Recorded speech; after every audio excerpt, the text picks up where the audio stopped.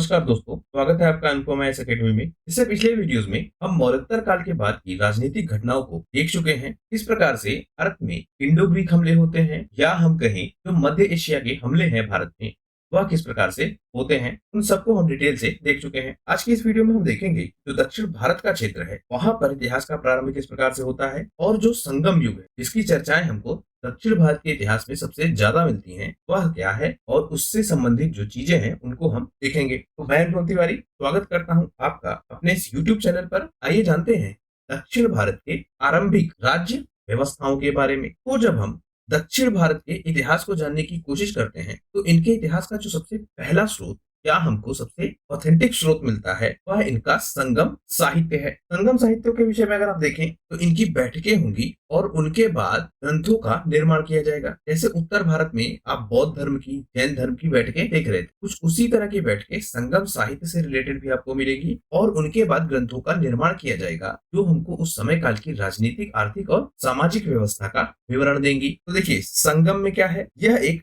वरिष्ठ या गोष्ठी जैसी व्यवस्था थी जहां पर लोग आपस में बैठकर विचार विमर्श किया करते थे। कवि, विद्वान ये सब इस संघ के सदस्य हुआ करते थे और पार्टिसिपेट किया करते थे। एक संत का नाम आपको मिलेगा जो संबंधित है शैव धर्म से, पहला फैक्ट। दूसरा, इनका नाम तरुणा बुक्कुरशु। तो जो आपकी ये तरुणा बुक्कुरशु है, यह 7वीं सदी के आसपास इस शब्द का प्रयोग करेंगे किसका, संगम का, और यह बताएंगे कि इस तरह की बैठकें हुई और उससे साहित्य का निर्माण हुआ। इनका एक नाम हमको और भी मिलता है जिसे कहेंगे अप्पार। तो अप्पार या तरुणा बुक्कुरशु का नाम आएगा परीक्षाओं में, तो आप ध्यान रखिएगा कि यह संगम साहित्य से या संगम शब्द से संबंधित है। अब हम ये समझना चाहें कि जो राज्य हैं वह उत्पन्न किस प्रकार से होते हैं, क्योंकि हम दक्षिण भारत के इतिहास को देख रहे हैं और जो आपका दक्षिण भारत का इतिहास है उनमें हमको बहुत सारे साम्राज्य दिखेंगे। एक ही समय काल पर अलग अलग क्षेत्र में अलग अलग साम्राज्य मिलेंगे और उनमें जो प्रतिस्पर्धा है वह हमको बहुत डिटेल में देखने को मिलेगी। इसलिए आपको सबसे पहले ये समझना पड़ेगा कि राज्य हम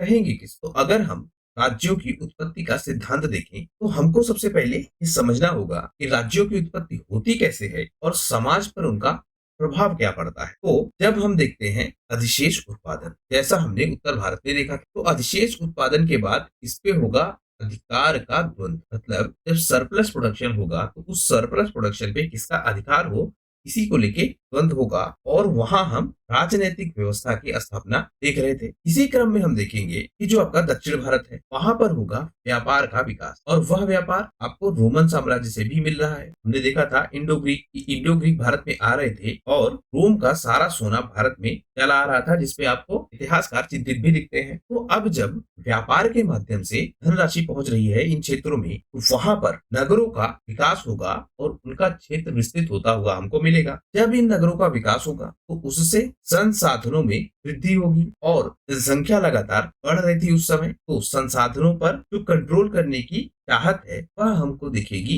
और उसी के रूप में हमको एक राज्य जैसी व्यवस्था मिलेगी। आप ऐसे समझिए दक्षिण भारत के क्षेत्रों में नगरों का हो रहा था विकास और जब नगरों का विकास हो रहा था तो यहाँ के जो संसाधन थे वो तेजी से सृजित हो रहे थे और इन सृजित संसाधनों पर अधिकार किसका, उस सिस्टम को डेवलप करने के लिए जो राज्य जैसी व्यवस्था है वह व्यवस्था डेवलप हुई हमको मिलती है। तो अगर हम राज्य को समझना चाहे तो यह एक भली भांति परिभाषित क्षेत्र के रूप में हमको मिलता है। जब भी किसी राज्य की बात की जाएगी तो उसकी सीमा रेखाओं की बात की जाएगी, इसलिए आपको समझना होगा कि राज्य की एक सीमा होगी जो डिफाइन हो। दूसरा हम देखें तो कर है और जो राजस्व है उनको इकट्ठा करने के लिए एक प्रशासनिक मशीनरी होगी, मतलब एक एडमिनिस्ट्रेटिव सिस्टम होगा पूरी तरीके से जो कर और राजस्व की व्यवस्था को देखे और उसके साथ एक अस्थायी सेना भी हम देखेंगे राज्य के रूप में। तो बढ़ती जनसंख्या और जो संसाधन है उनके बीच क्या हो रहा है, अंतर। मतलब जो आपका डिमांड है और जो आपकी सप्लाई है इनके बीच में अगर कोई अंतर आ रहा है तो इस अंतर को ही ठीक करने के लिए हमको राज्य मिलता है या अधिकार किसका हो पूरी सप्लाई सिस्टम को मैनेज करने का, उस रूप में हमको राज्य मिलेगा। तो इसीलिए एक परिभाषित क्षेत्र मिलेगा कि किस क्षेत्र तक ये मैनेज करेंगे। उस मैनेज करने के लिए इनके पास एक मशीनरी होगी एडमिनिस्ट्रेटिव, अस्थायी सेना होगी शासन व्यवस्था को बनाए रखने के लिए। उन सारे रूपों में हमको राज्य दिखेंगे। अगर हम समझना चाहें कि राज्यों की उत्पत्ति का समाज पर क्या प्रभाव पड़ता है तो हम दो चीजें पाते हैं, एक होगा आपका शासनकर्ता और दूसरा शासित, मतलब जिसपे शासन किया जाए। तो जो ये आपका शासन करता है मतलब जो कंट्रोलर है समाज का, राज्य का, अर्थात जो राजा है उस राजा का कंट्रोल होगा किस पे? सभी लाभों पर और संसाधनों पर। जैसे हम उत्तर भारत में भी देख रहे थे कि राजा का अधिकार है उसके क्षेत्र की संपत्ति पे, उसी तरह से हम दक्षिण भारत में भी देखेंगे कि जो लाभ होगा और जो संसाधन है उन पर नियंत्रण किसका हो यह तय करेगा कि राजा कौन है। तो इसीलिए हम समझ पा रहे हैं कि जो शासनकर्ता होगा वह लाभ पर और संसाधनों पर नियंत्रण रखेगा, और जो आपके शासित है वह क्या करेंगे? जो ये शाही परिवार के लोग हैं, तो राजशाही परिवार के लोग हैं, जो कुलीन है, जो अधिकारी वर्ग है, उनके लिए अन्न और राजस्व क्या उपलब्ध कराते रहेंगे। सबसे पहले क्या होगा? एक तो कृषि, दूसरा श्रम बल। अब यह श्रम बल आपका कृषि में भी उपयोग होगा और अन्य क्षेत्रों में भी उपयोग होगा। क्योंकि हम दक्षिण भारत की बात कर रहे हैं तो यहाँ व्यापार आपको मिलेगा। उत्तर भारत में ज्यादा परिवर्तन होगा किससे? कृषि से।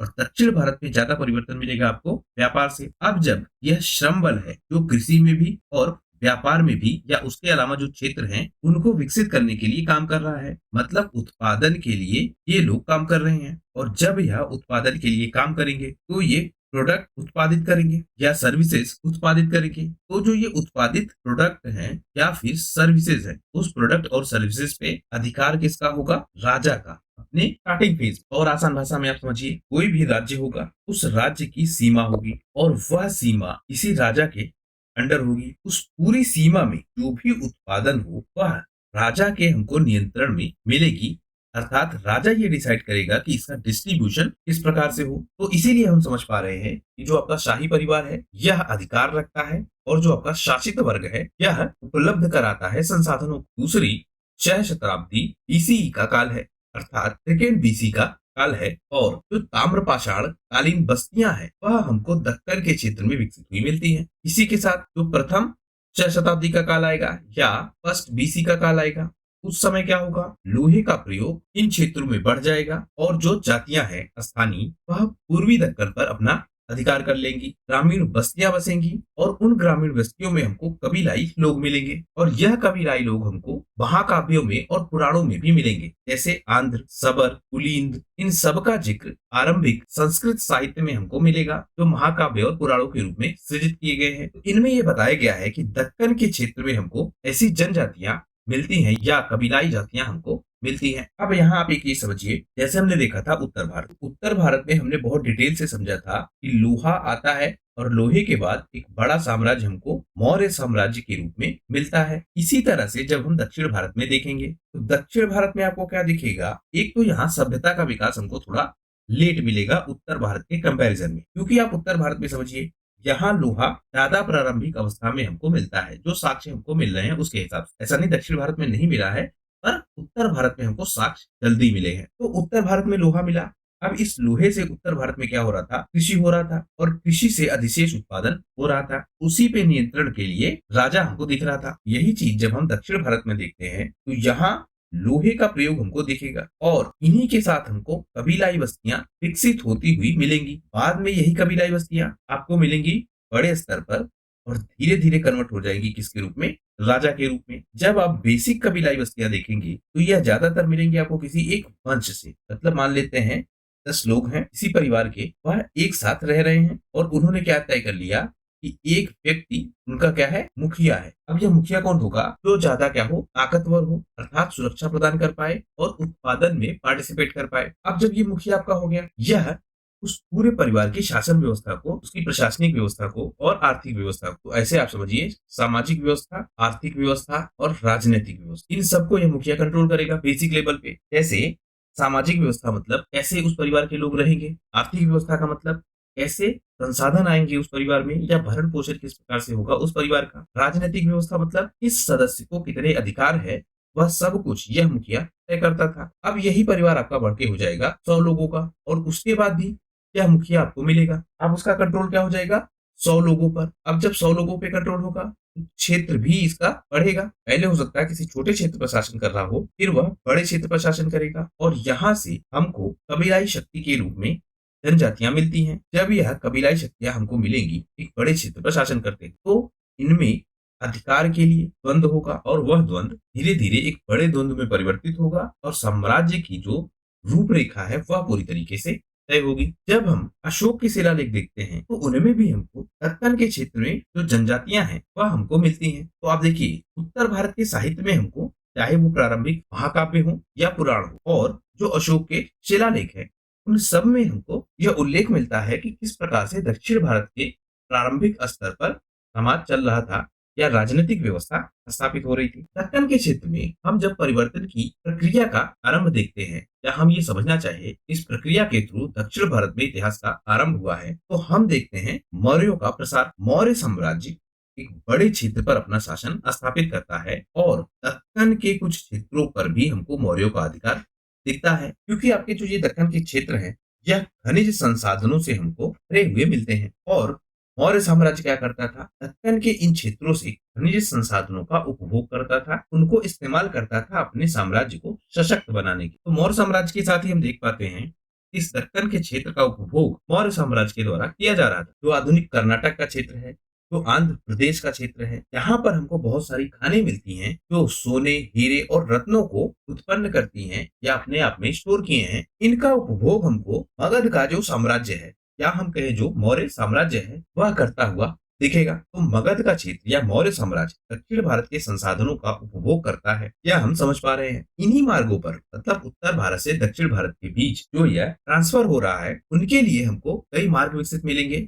जैसे हमने बात की थी एक दक्षिणापथ जो व्यापार के लिए एक मार्ग विकसित किया गया था, तो इन मार्गों पर हमको व्यापारिक केंद्र मिलेंगे। दक्षिण भारत से सामान उत्तर भारत को जाएगा और इन मार्गों का उपयोग किया जाएगा। तो जब ये माल जाएंगे तो आसपास के जो क्षेत्र है या जो मार्गों के आसपास के क्षेत्र है वहां पर हमको व्यावसायिक केंद्र या बाजार जैसी व्यवस्था दिखेगी। इनमें हम जो आंध्र प्रदेश का गुंटूर जिला है वहां पर निकोटा को देखते हैं जो कृष्णा नदी के तट पर है। इसी तरह से जो महाराष्ट्र का सतारा है वहां पर हम करद नामक क्षेत्र को देखते हैं जो एक व्यापारिक केंद्र के रूप में विकसित हुआ है। तो धरनिकोटा और करद यह दोनों हमको व्यापारिक केंद्र के रूप में मिलते हैं। धीरे धीरे क्या होता है हमको एक सरदारों का समूह मिलता है जिन्हें कहा जाता है महारठ। तो यह अनेक क्षेत्रों पर हमको मिलता है दक्कन के भाग में और बहुत इंपॉर्टेंट भूमिका में यह धीरे धीरे आ जाता है। स्टार्टिंग में ये आएंगे किसके अंतर्गत, सातवाहनों के अंतर्गत। हमने देखा था मौर्य साम्राज्य, मौर्य साम्राज्य के बाद आएगा आपका तुंग वंश, तुंग वंश के बाद आएगा आपका कर्ण वंश और कर्ण वंश के बाद आएगा आपका सातवाहन वंश। तो जब मौर्य काल से ही हम व्यापार देख रहे हैं इन क्षेत्रों से और सातवाहन के काल तक आते आते हम ये समझ पाते हैं यहाँ एक सरदार व्यवस्था स्थापित होगी जिसे कहा जाएगा महारठ। और यह स्टार्टिंग फेज में हमको सातवाहनों के अंतर्गत ही मिलेंगे। बाद में हम देखेंगे कि जो सातवाहन है वह इन महारठियों के साथ वैवाहिक संबंध भी बनाएंगे, क्योंकि धीरे धीरे ये महारठी बहुत स्ट्रांग हो जाएंगे और सातवाहनों को ये समझ में आएगा कि अगर हमको अपने प्रशासन को ठीक से चलाना है इन क्षेत्रों में तो यहाँ के जो ताकतवर शक्तियां हैं उनसे हमको संबंध बनाना पड़ेगा। इसीलिए हम सातवाहनों और महारठियों के बीच के वैवाहिक संबंधों को देखते हैं। फिर आप बेसिक समझिए अगर कि जो दक्षिण भारत का या दक्कन प्रायद्वीप का भूगोल है वह भूगोल कैसा है। तो यह है आपका क्या दक्कन प्रायद्वीप। यह देखा था हमने वेस्टर्न घाट, यह देखा था हमने ईस्टर्न घाट, दोनों आपस में आकर मिलती हैं। तो जो ये दक्कन का प्रायद्वीप है इसके पूर्व और पश्चिम में हमको क्या मिलती हैं, पर्वतीय श्रृंखलाएं जो ईस्टर्न घाट और वेस्टर्न घाट के रूप में डेवलप है। तो पश्चिमी घाट और पूर्वी घाट यह दोनों हमको पर्वत श्रृंखलाओं के रूप में मिलती हैं। पश्चिमी घाट में आप ध्यान रखेंगे सह्याद्री पर्वतमाला मिलेगी आपको और पूर्वी घाट में आप ध्यान रखेंगे महेंद्रगिरी पर्वतमाला आपको मिलेगी। यह दोनों जहां मिलेंगी मतलब जो पश्चिमी घाट है और जो पूर्वी घाट है इनका जो जंक्शन है उसको कहेंगे क्या, नीलगिरी पहाड़ियां। तो यह सब कुछ आप ध्यान रखेंगे। अब इस पश्चिमी घाट में हमको तट मिलेंगे जैसे कोंकण तट है, केंद्रा तट है, मालाबार तट। इसी तरह से पूर्वी घाट में भी हमको उत्तरी सरकार नामक स्थल मिलेगा और पूर्वी तटीय मैदान मिलेगा। तो पश्चिमी भाग और पूर्वी भाग यह हम समझ पा रहे हैं कि किस तरह से बटा हुआ है और इन्हीं से जो व्यापारिक संपर्क है वह हमको स्थापित हुआ मिलेगा। क्योंकि आप देखेंगे कि जो ये तट है इन्हीं तटों से क्या होगा, व्यापारिक संबंध स्थापित होगा अन्य देशों के साथ या अन्य शक्तियों के साथ। और जब यह प्रमुख केंद्र के रूप में विकसित हो जाएंगे मतलब व्यापारिक केंद्र के रूप में विकसित हो जाएंगे तो इन पे अधिकार के लिए ही आपसी प्रतिस्पर्धा हमको मिलेगी। देखिए जो आपका प्रायद्वीपीय पठार है यहाँ जो आपका कोंकण तटीय क्षेत्र है यह हमको चौड़ा मिलेगा थोड़ा सा और जो आपका पठारी क्षेत्र है यह हमको ढलान के रूप में मिलेगा, अर्थात इसका पश्चिमी क्षेत्र हमको ऊंचा मिलेगा और पूर्वी क्षेत्र हमको नीचा मिलेगा। इसी के कारण जो महानदी है, गोदावरी है, कृष्णा है, यह सारी नदियां पूर्व दिशा की ओर बहती हुई बंगाल की खाड़ी में गिर जाती है। तो एक हो गया आपका पश्चिमी घाट, एक हो गया आपका पूर्वी घाट। इनमें हमको इसके उपभाग भी दिखते हैं। उपभाग के रूप में मतलब इनको छोटे पार्टों में डिवाइड किया गया है। तो पश्चिमी घाट में कोंकण तट, इंदिरा तट और मालाबार तट हमको मिलते हैं। पूर्वी घाट में हमको उत्तरी सरकार मिलेगा और पूर्वी तटीय मैदान मिलेगा। पश्चिमी घाट हमको ऊंचा मिलेगा, पूर्वी घाट हमको थोड़ा नीचा मिलेगा। पश्चिमी घाट हमको ज्यादा कनेक्टेड मिलेगा और पूर्वी भाग में हमको ज्यादा कटाव दिखेगा। जो पश्चिमी घाट है और जो पूर्वी घाट है यह मिलते हैं कहाँ? नीलगिरी पर्वत श्रृंखला पर। तो ये एक पूरा गोल है दक्कन के प्रायद्वीप का। अब बहुत बेसिक बेसिक चीजें समझ रहे हैं, क्योंकि हमको समझना होगा कि स्टार्टिंग में किस तरह से राजनीतिक व्यवस्था स्थापित हुई या समाज किस तरह से स्थापित हुआ, वह भी हमको समझना होगा। दूसरा, हमको भूगोल को भी समझना होगा कि किस तरह का भूगोल है इस प्रायद्वीपीय क्षेत्र में और उसकी क्या क्या विशेषताएं हैं, जिससे हम समझ पाए कि इनका उपयोग करके किस तरह से राजनीतिक व्यवस्थाएं स्थापित होंगी और किसको किस तरह से लाभ या हानि होगा, वह भी हम समझेंगे। अब हम देख रहे थे सातवाहन साम्राज्य का काल जो स्थापित हो रहा था बाद में, मतलब मौर्य साम्राज्य के बाद विस्तृत क्षेत्र में हमको यह साम्राज्य मिल रहा था। बीच के साम्राज्य भी देखा हमने, शुंग वंश और कण्व वंश। तो सातवाहन साम्राज्य की जो राजनीतिक व्यवस्था है उस व्यवस्था को हमको बहुत डिटेल में समझना पड़ेगा, क्योंकि ये जो सातवाहन है यही पहली बार हमको इस भूमिका में मिलते हैं कि ये जो दक्कन के क्षेत्र के लोग हैं उन लोगों से राजनीतिक संबंध स्थापित करते हैं। हम देखते हैं जब मौर्य काल, तो मौर्य काल में भले ही इन क्षेत्रों से संपर्क था लेकिन उनका उपभोग किया जा रहा था। मतलब जो दक्षिण भारत के संसाधन है वह हमको मगध के क्षेत्र में इस्तेमाल होते हुए मिल रहे थे, लेकिन राजनीतिक महत्व के रूप में इन क्षेत्रों का उतना हम उल्लेख नहीं देखते हैं। लेकिन जब आता है आपका सातवाहन साम्राज्य का काल, तो उस सातवाहन साम्राज्य के काल में दक्कन के क्षेत्र में जो शक्तियां हैं उनको हम पार्टिसिपेट करते हुए देखेंगे राजनीतिक व्यवस्था में। तो अगर हम पुराणों की बात माने तो जो ये सातवाहन साम्राज्य है उसको स्थापित किसने किया था? शिमुक। यह हम ऑलरेडी डिटेल से देख चुके हैं, लेकिन सातवाहन साम्राज्य को हमको बहुत डीप डाउन में जाके देखना होगा, क्योंकि तभी हम समझ पाएंगे कि जो राजनीतिक व्यवस्थाएं स्थापित हुई सातवाहन साम्राज्य के समय इन दक्कन के क्षेत्र में वह किस तरह से स्थापित हुई। तो उस रेफरेंस में अब हमको सातवाहन साम्राज्य को डीप डाउन जाके समझना होगा। तो हम देख रहे थे कि जो सातवाहन साम्राज्य है यह स्थापित हुआ था शिमुक के द्वारा, और शिमुक के बाद जो उनके भाई हैं कान्हा, वह हमको सातवाहन साम्राज्य का नेतृत्व करते हुए दिखते हैं। और जो नासिक अभिलेख है उस नासिक अभिलेख में हमको इनका वर्णन भी मिलता है। एक बहुत प्रमुख अभिलेख मिलेगा आपको, रानी नागनिका का नानाघाट अभिलेख। इस अभिलेख में हमको सातवाहन साम्राज्य के बहुत सारे राजा मिलते हैं जिन्होंने इसकी बागडोर को संभाला था। अब यह जो आपकी नागनिका है यह थी कौन? सातकर्णी की विधवा, और इन्होंने न केवल शिलालेखों का निर्माण करवाया बल्कि बलि का, यज्ञों का, इन सब का भी आयोजन किया। तो हम जब सातवाहन साम्राज्य देख रहे थे तो एक ग्रंथ आपने देखा था, गाथा सप्तशती, जिसकी रचना की थी किसने? हाल ने। तो इस ग्रंथ में हम देखते हैं कि महिला केंद्रित सामाजिक व्यवस्था हमको मिलती है। सातवाहन साम्राज्य में महिलाएं आपको एक बड़े स्तर पर प्रभावित करती हुई दिखेंगी समाज को। जो रानी नागनिका है यह नानाघाट में अभिलेख भी लिखवाती हैं, यज्ञ भी करवाती हैं और वैदिक बलि का भी आयोजन करती हैं। इसके साथ हमने देखा था कि जो सातवाहन के राजा हैं यह अपने नाम के साथ अपनी माताओं का नाम इस्तेमाल करते हैं। हम देखते हैं गौतमी पुत्र शातकर्णी को जो अपनी माता का नाम इस्तेमाल करता है। नानाघाट के विषय में अगर हम और चीजें देखें तो यह एक काफी बड़ा क्या है? दर्रा है जो जुन्नर को समुद्र से जोड़ता है। इस दर्रे के ऊपर हमको एक गुफा मिलती है जो सातवाहन शासकों की आकृतियों के रूप में खुदी हुई है। तो नानाघाट इससे संबंधित है, सातवाहन से। एक चीज आप ये याद रखेंगे, इसके अलावा यह नागनिका से संबंधित है क्योंकि रानी है सातवाहन साम्राज्य में। तो ये आप याद रखेंगे। सातकर्णी के बाद अब देखिए शिमुक राजा बनेंगे, शिमुक के बाद कृष्ण या कान्हा राजा बनेंगे, फिर राजा बनेंगे आपके सातकर्णी जो कि भतीजा है किसका? कान्हा का। तो गौतमी पुत्र सातकर्णी का शासन प्रारंभ होगा। नासिक का जो शिलालेख है उसपे हमको इस गौतमी पुत्र सातकर्णी की जो माता है नागनिका, उनका जो लेख मिलता है वह अभी हमने देख लिया। यह जो आपका सातकर्णी है यह एक हमको बहुत शक्तिशाली राजा मिलेगा सातवाहन साम्राज्य के प्रारंभिक राजाओं में। यह अपने क्षेत्र को बहुत विकसित रूप से फैलाएगा, अपने शासन का विकास करेगा, अपनी राजनीतिक क्षमता को बढ़ाएगा और अपने साम्राज्य को बढ़ाते बढ़ाते ये न केवल पश्चिम दक्कन के क्षेत्र में बल्कि गुजरात के क्षेत्र तक वहां के क्षत्रपों को पराजित करेगा। अब जो आपकी ये क्षत्रप है, यह भी हमने देखा था कि मौर्य साम्राज्य में एक क्षत्रप व्यवस्था हमको मिलती है विस्तृत रूप में। जो क्षेत्र हैं, उन क्षेत्रों को कुछ भागों में तोड़ दिया जाता था और उन पर एक स्थानीय अधिकारी नियुक्त कर दिया जाता था, जो इनकी प्रशासनिक और राजनीतिक व्यवस्था को देखता था, और इसी को कहते थे क्षत्रप। तो हम देखते हैं जो गुजरात के क्षत्रप, उन क्षत्रपों को इस गौतमी पुत्र शातकर्णी ने पराजित किया था। जो इसकी माता के शिलालेख है, उनसे हमको यह बात पता लगती है, क्योंकि उस शिलालेख में वह अपने पुत्र की बखान करती हुई या प्रशंसा करती हुई हमको दिखती हैं। जो मुद्राएं मिलती हैं हमको, उनसे भी ये बात प्रमाणित होती है कि गुजरात के क्षत्रपों को इन्होंने पराजित किया था। क्योंकि एक विवरण हमने देखा था कि जो नहपान के सिक्के हैं, उन सिक्कों पर फिर से गौतमीपुत्र सातकर्णी ने सातवाहन के जो प्रतीक चिन्ह है, उन चिन्हों को उकेरा था। इसी के साथ हम देखते हैं जब आपका पेरिप्लस ऑफ द एरिथियन सी को, एक फेमस पुस्तक है, यह भी हमको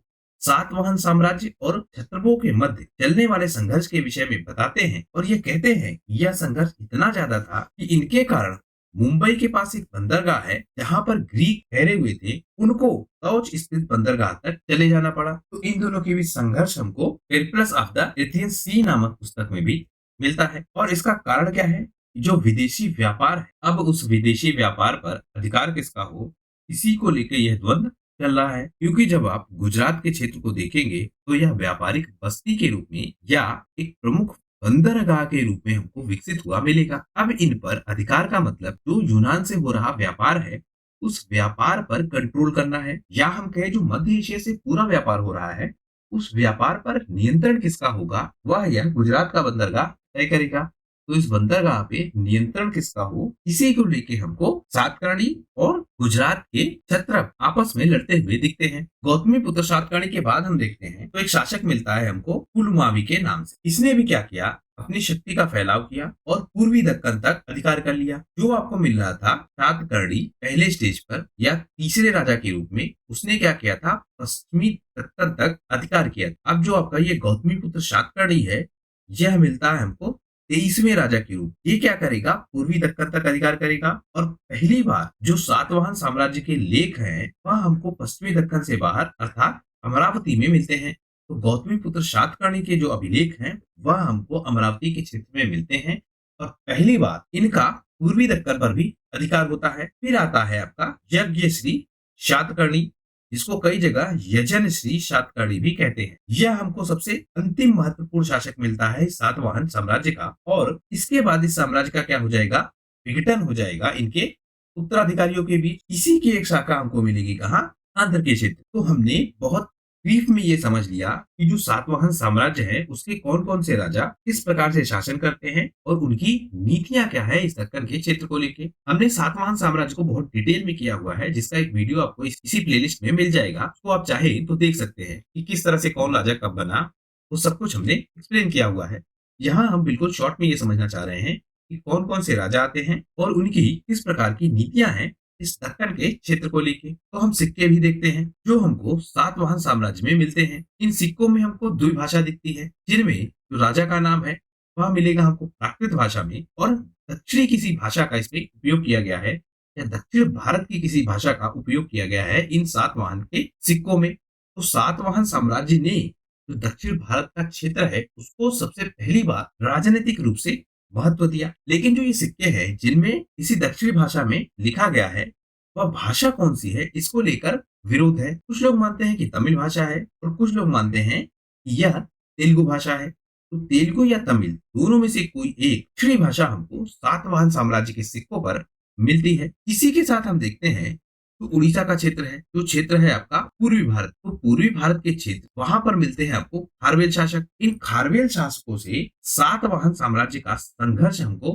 दिखता है। खारवेल के विषय में हम जान लें तो खारवेल ने लगभग पहली शताब्दी ईसा पूर्व के आसपास कलिंग के क्षेत्र में अपनी शक्ति को स्थापित किया था। हम देखते हैं मौर्य साम्राज्य, और मौर्य साम्राज्य में हम देखते हैं अशोक को। तो अशोक इस कलिंग के क्षेत्र को अपने अधिकार क्षेत्र में लाता है। बाद में यह खारवेल स्वतंत्र रूप से कलिंग में अपनी शासन व्यवस्था को स्थापित करते हैं। जो स्टार्टिंग फेज के सातवाहन साम्राज्य के राजा है, यह हमको देखते हैं ये खारवेल के सामने पराजित हो जाते हैं। लेकिन जब आएगा आपका गौतमी पुत्र सातकर्णी, तो यह इस खारवेल को हराएगा और इसके क्षेत्र को अपने साम्राज्य में शामिल करेगा। खारवेल के विषय में अगर हम बहुत बेसिक जानना चाहें तो यह हमको दूसरी सदी या फिर पहली सदी ईसा पूर्व के आसपास उड़ीसा के क्षेत्र में शासन करता हुआ दिखता है। हाथी गुम्फा जो अभिलेख है वह इसके बारे में हमको बहुत डिटेल से बताता है और यह कहता है कि अशोक की मृत्यु के बाद जो कलिंग का क्षेत्र है वहां पर खारवेल एक स्वतंत्र शासक के रूप में स्थापित होता है। उदयगिरी की पहाड़ियां और खंडगिरी की पहाड़ियां यह भी इस खारवेल शासक के विषय में हमको बताती हैं और यह खारवेल हमको संस्कृत भाषा का समर्थक दिखता है, जिसको हराया किसने? गौतमीपुत्र सातकर्णी ने। क्षत्रपों से हम सातवाहन का संघर्ष देखते हैं जो कि कहाँ है? गुजरात के क्षेत्र में हम देख पाते हैं। तो ये दक्कन के क्षेत्र में हमको जो छोटे सरदार हैं जिनको हम क्षत्रप कह रहे हैं वह हमको मिलते हैं। जैसे हम देख रहे थे भोज राजा जो हमको अशोक के समय में भी दिख रहे थे कि छोटे क्षेत्र पर अपना अधिकार बनाए हुए। ये जो भोज है अब हो जाएंगे क्या? महाभोज और महारथी जैसे क्षत्रप हमको इस क्षेत्र में मिलते हैं। जो नानाघाट का अभिलेख यह बताता है कि महारथी सरदार एक समय में बहुत ताकतवर हो जाते हैं और जो सातवाहन साम्राज्य है उनके साथ इनके वैवाहिक संबंध भी स्थापित होते हैं। नायानिका के विषय में अगर हम देखें तो यह स्वयं भी हमको एक महारथी सरदार की पुत्री के रूप में मिलती है। तो सातवाहन साम्राज्य और महारथी क्षत्रप यह दोनों हमको वैवाहिक संबंधों में बंधे हुए दिखते हैं और राजनीतिक रूप से मान्यता देते हैं सातवाहन साम्राज्य के लोग इन स्थानीय क्षत्रपों को। क्योंकि इससे पहले आप समझिए कि मौर्य काल के समय क्या हो रहा था, इन क्षत्रपों का सिर्फ उपभोग किया जा रहा था, मतलब इनके क्षेत्र से सिर्फ संसाधनों का उपभोग किया जा रहा था, इनको प्रशासनिक मान्यता नहीं दी गई। लेकिन सातवाहन साम्राज्य इनको प्रशासनिक मान्यता देगा। सातवाहनों की बस्तियां भी हमको मिलती हैं जो पश्चिमी दक्कन के क्षेत्र में मिलती हैं, जहां से इन सातवाहन साम्राज्य के लोगों ने अपनी शासन व्यवस्था को प्रारंभ किया था। जब हम देखते हैं इस नासिक अभिलेख को तो यह हमको सातवाहन साम्राज्य के विषय में काफी कुछ सूचनाएं देता है। जैसे जो आपका ये नासिक अभिलेख है यह बताएगा कि जो पूर्वी तट और जो पश्चिमी तट उन दोनों पर गौतमीपुत्र सातकर्णी का नियंत्रण है और सातवाहन साम्राज्य क्या करेगा, जो पूरा दक्कन क्षेत्र है उसको क्या करेगा? आहार या जिलों में विभाजित कर देगा और प्रशासनिक व्यवस्था को स्टैब्लिश करेगा। तो ये जो आपका आहार शब्द है इसको आप ध्यान रखिएगा, परीक्षाओं में आपसे पूछा जा सकता है कि आहार किसे कहते हैं। तो यह जिला है जो हमको सातवाहन साम्राज्य में मिलता है। जो नासिक अभिलेख है इसमें हमको 5 आहार या 5 जिलों के विषय में पता लगता है। पहला जो नासिक के आसपास का क्षेत्र है वहां पर हमको मिलता है गोवर्धन, फिर एक मिलता है आपको सोपारका जो है पश्चिमी तट पर, एक मिलता है आपको ममला जो है पुणे और सतारा जिले के पर्वतीय क्षेत्र में, एक मिलता है आपको सातवाहनिहारा जो मिलता है आपको कर्नाटक के एल्लोर में, फिर मिलता है कपूरछरा जो कि है गुजरात में। तो ये 5 प्रमुख आहार हमको नासिक शिलालेख में मिलते हैं जो सातवाहन की बस्तियों के रूप में स्थापित है। तो ये क्षेत्र आप देख लीजिए सातवाहन के कंट्रोल में है और यहाँ से ये व्यापार को कंट्रोल कर पा रहे हैं। जब हम भारत के पश्चिमी तटों पर सातवाहनों की बस्तियां देखते हैं तो हमको अलग अलग बस्तियां इनकी मिलती है। सातवाहन साम्राज्य में एक बड़ा परिवर्तन हम देखते हैं, ये बस्तियां बसाने का काम करेंगे और किलेबंद बस्तियां इनके साम्राज्य में बसाई जाएंगी। तो जब हम इनके पश्चिमी तट पर बस्तियों को देखते हैं तो उनमें हमको भड़ौच, कल्याण, सोपारा,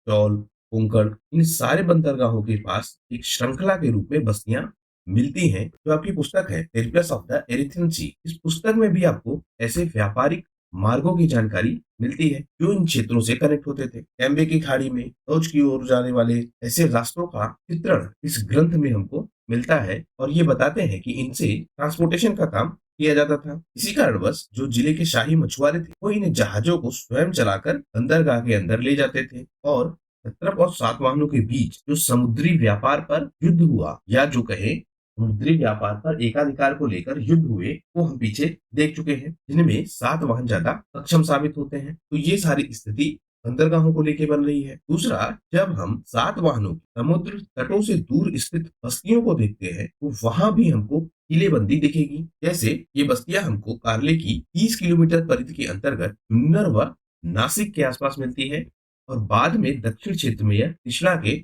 ऊपरी डेल्टा में कोल्हापुर के इर्द गिर्द तक बसाई हुई मिलती है। तो अगर आप मैप में देखें तो देखिए आपको उपरा, कल्याण, चौल, बानकोट, जयगढ़ ये सारी मिलेंगी क्या? बंदरगाह, और इन्हीं बंदरगाहों के आसपास आपको बस्तियां भी मिलेंगी, कुछ गुफाएं भी मिलेंगी। तो 2 तरह के सेटलमेंट आपको पूरे सातवाहन साम्राज्य में मिल रहे हैं।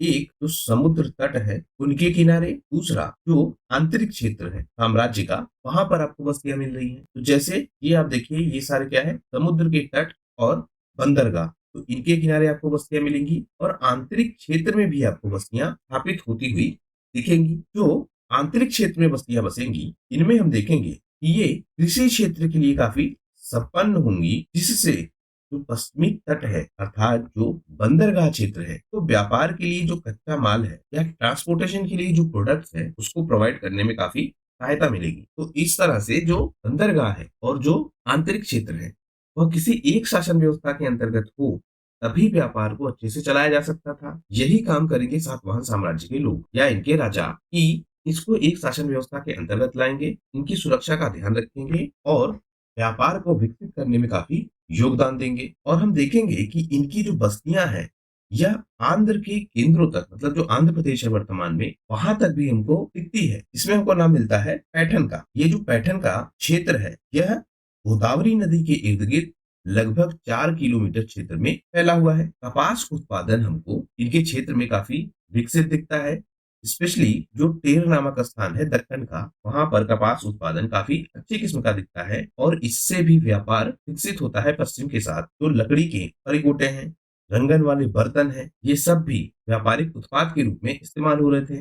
हाथी दांत, इनका भी निर्यात किया जा रहा था। जो चैत्य मिलेंगे हमको वह अब ईंटों से निर्मित मिलेंगे इस क्षेत्र के, और भवन निर्माण में भी ईंटों का प्रयोग दिखेगा। हम दक्कन क्षेत्र से ही एक दूसरा मार्ग हम देखते हैं जो उज्जैन से नर्मदा पे स्थित माहेश्वर से जुड़ा था और अजंता एवं पितलखोरा की गुफाओं से गुजरता हुआ उकरदन और पैठन को जोड़ता था। उकरदन मनके बनाने का काफी बड़ा केंद्र था और सीप व हाथीदांत का काम यहाँ से होता था। सांची और भरूच की जो गुफाएं हैं, अगर हम उनको देखें तो उनसे हमको पता लगता है जो भूकरदन के निवासी हैं वह बौद्ध धर्म को काफी दान देते हैं। और दक्षिण में अगर हम बढ़े तो कृष्णा नदी के ऊपरी घाटी में हमको तरन नाम का एक और नगर मिलता है, जिसका वर्णन बौद्ध अभिलेखों में हुआ है। इसी क्षेत्र में हमको कोल्हापुर भी मिलता है। इसके पश्चिमी भाग में हमको तांबे से बनी वस्तुओं का ढेर प्राप्त होता है, अर्थात यह क्षेत्र तांबे से बनी वस्तुओं के लिए काफी फेमस था। पास के ही जिले में हमको बेलगांव में स्थित बादगांव और माधवपुर के प्राचीन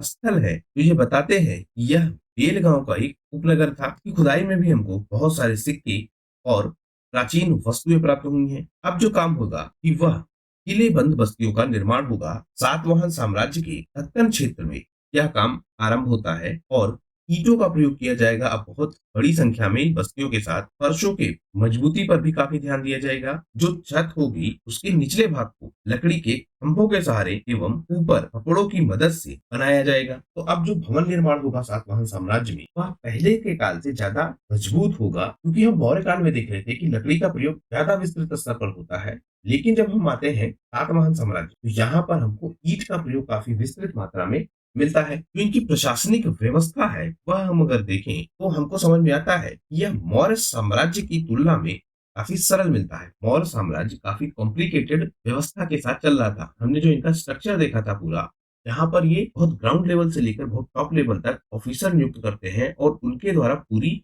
प्रशासनिक व्यवस्था को चलाते हैं। लेकिन जब हम आएंगे सातवाहन साम्राज्य के पास, तो अब ये सातवाहन साम्राज्य हमको थोड़ा सरल मिलेगा। इनमें हमको ऐसे मंत्रियों का उल्लेख मिलेगा जो एक साथ कई काम करते थे। हम देखते हैं जब आपका मौर्य साम्राज्य, तो मौर्य साम्राज्य में क्या होता था, डेडिकेटेड मिनिस्टर आपको मिलते थे जो किसी एक काम को करते। लेकिन अब जो आपका सातवाहन साम्राज्य होगा, इसमें हमको एक ही मंत्री कई काम करते हुए मिलेगा। इनकी नियुक्ति प्रत्यक्ष रूप से राजा के द्वारा की जाती थी। अशोक के काल में क्या था या मौर्य साम्राज्य के काल में क्या था कि जो मंत्री है उसका भी गुणधर्म चेक किया जाता था। अब यहाँ राजा स्वयं मंत्रियों की नियुक्ति करेगा। मंत्री का पद लेकिन पैतृक नहीं रह जाएगा। अभी भी यह व्यवस्था नहीं आएगी कि जो मंत्री एक बार बन गया उसके वंशज भी मंत्री बनेंगे। यही दिक्कत आपको बाद में दिखेगी। जो मंत्री एक बार बन जाएगा उसके वंश के लोग ही मंत्री बनते चले जाएंगे। तो एकाधिकार जैसी व्यवस्था हमको मिलेगी बाद के साम्राज्यों में। इसी कारण से हमको उतने संपन्न नहीं मिलेंगे बाद के साम्राज्य। लेकिन जब आप देखते हैं मौर्य साम्राज्य को, वहां पे तो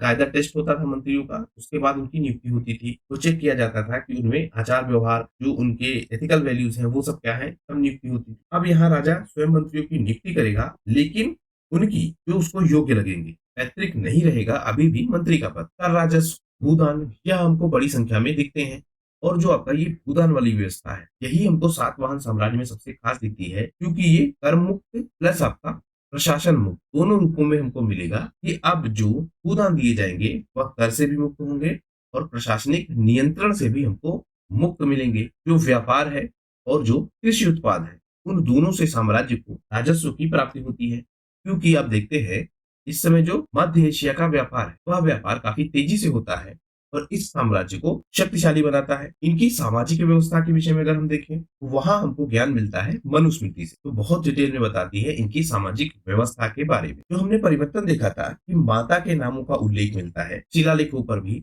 और जैसे हमने नागनिका को देखा जो शिलालेख का निर्माण भी करवाती है, तो अब जो स्त्रियों की स्थिति है वह हमको काफी डेवलप हुई मिलती है और प्रशासन में स्त्रियों की भूमिका हमको मिलती है। कहाँ पर? सातवाहन साम्राज्य में। गौतमीपुत्र सातकर्णी का नाम हमने देखा कि किस तरह से वह अपने नाम के आगे अपनी माता का नाम इस्तेमाल करता है। सातवाहनों के विषय में ये माना जाएगा कि ये ब्राह्मण है और यह स्वयं को क्षत्रियों का विनाशक मानते हैं, और ये कहा जाएगा कि सातवाहनों ने क्या किया, ब्राह्मणवादी व्यवस्था को फिर से स्थापित किया और क्षत्रियों का विनाश किया। दूसरे हम लोग जब दानदाताओं को देखते हैं तो वो लोग क्या करेंगे, अपने दान का उल्लेख अपने व्यवसायों के नाम पर करेंगे, अर्थात जाति को रिप्रेजेंट नहीं करेंगे कि वह किस जाति से संबंधित, वो क्या करेंगे, अपनी व्यवसाय को प्रथम स्थान देंगे। इन दानकर्ताओं में हम यवनों का भी उल्लेख देखेंगे, क्योंकि यवन व्यापारी आपके आएंगे तो वो लोग भी समाज में दान को अपनाएंगे और सामाजिक इंफ्रास्ट्रक्चर को बिल्ड करने में अपना योगदान देंगे। जो नयनिका रानी है उनके विषय में हमने देखा, यह बलि अनुष्ठानों और ब्राह्मणों और बौद्ध भिक्षुओं को दान देती हुई हमको दिखती है। बौद्ध संघ में एक बड़ा परिवर्तन आपको दिखेगा इस समय कि जो बौद्ध भिक्षु हैं और जो बौद्ध धर्म है उनमें अब दान खूब दिया जाएगा, इसलिए कर मुक्त भी प्लस धन के रूप में भी। तो भूमि और मुद्रा दोनों बड़ी मात्रा में पहुंचेगा कहाँ पर? बौद्ध संघ में। और इससे हमको एक बड़ा परिवर्तन मिलेगा बौद्ध धर्म में कि अब बौद्ध धर्म में क्या होगा, विलासिता आ जाएगी और यह विलासिता कमजोर करेगी बौद्ध धर्म को आने वाले समय में। तो पूरी तरह से हम समझ पा रहे हैं कि सातवाहन साम्राज्य की व्यवस्था क्या है। हमको ये टॉपिक इसलिए इतना डिटेल में करना पड़ा क्योंकि जब हम देखते हैं दक्षिण के साम्राज्यों को, स्पेशली चेर को, चोल को और पांड्य को, तो उनमें हमको ये समझना पड़ेगा कि किस व्यवस्था से ये लोग उत्पन्न हुए हैं, मतलब उनके पीछे का जो बैकग्राउंड है या उनके पीछे की जो प्रशासनिक व्यवस्था है वह किस प्रकार से थी, तभी हम कनेक्टेड वे में अगली प्रशासनिक व्यवस्था को ठीक से समझ पाएंगे। तो आशा करता हूँ ये वीडियो आपको पसंद आया होगा। अगर वीडियो आपको पसंद आया है तो प्लीज शेयर कीजिए ज्यादा से ज्यादा लोगों तक इस वीडियो को और सब्सक्राइब कीजिए इस चैनल को। आपका हमसे जुड़ने के लिए बहुत बहुत धन्यवाद। आपका दिन शुभ हो।